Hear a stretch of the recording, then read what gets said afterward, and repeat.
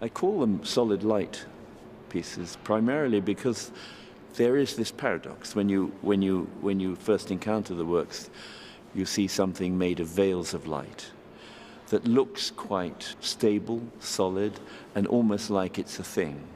And something that almost everybody does, even people who've been to them repeatedly, everybody does is to reach up with their hand and to feel the plane of light. So paradoxically, it's quite tactile.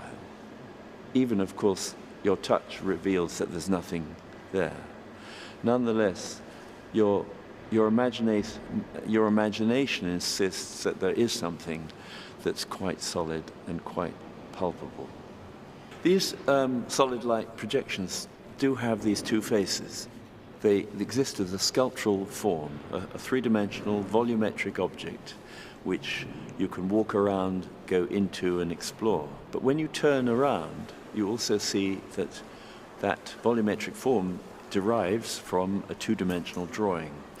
And one thing I discovered very early on is that if you project onto a wall drawings, like a movie, an animated movie, you can have very, very complex forms interacting with one another and superimposed on one another, and we have no difficulty deciphering what we're looking at. But if you were to project one of those animations as a solid light piece, you would find that the three-dimensional spaces created by those intersecting lines is too complex for the eyes and the body to decipher. So they become incomprehensible.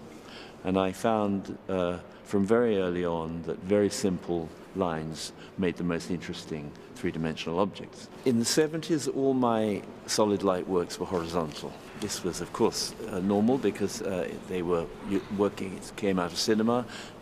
Film projectors were designed to sit flat on tables and produce horizontal images on the wall.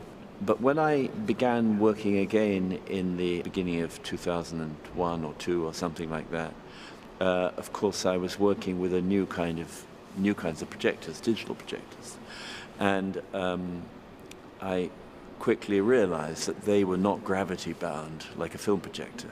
And I began to explore vertical projections and became increasingly interested by the way in which they aligned themselves much more with a sculptural tradition than with a cinematic tradition, because one began to think of them as vertical figures, standing figures, not in a pictorial sense, but they remind you of the verticality of sculpted bodies.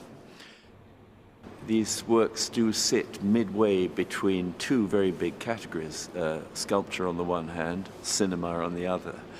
Sculpture because of the three-dimensional aspect and the fact that they exist in three-dimensional space along with the spectator. And cinema because the pieces are themselves slowly changing in time. So there is a kind of a development, a form of progression which occurs as you're looking. There are a number of paradoxes. They appear to be solid even though they're made of light. They appear to be motionless, even in fact, as you can see that they're changing repeatedly through time. So yes, time is the fundamental medium, perhaps.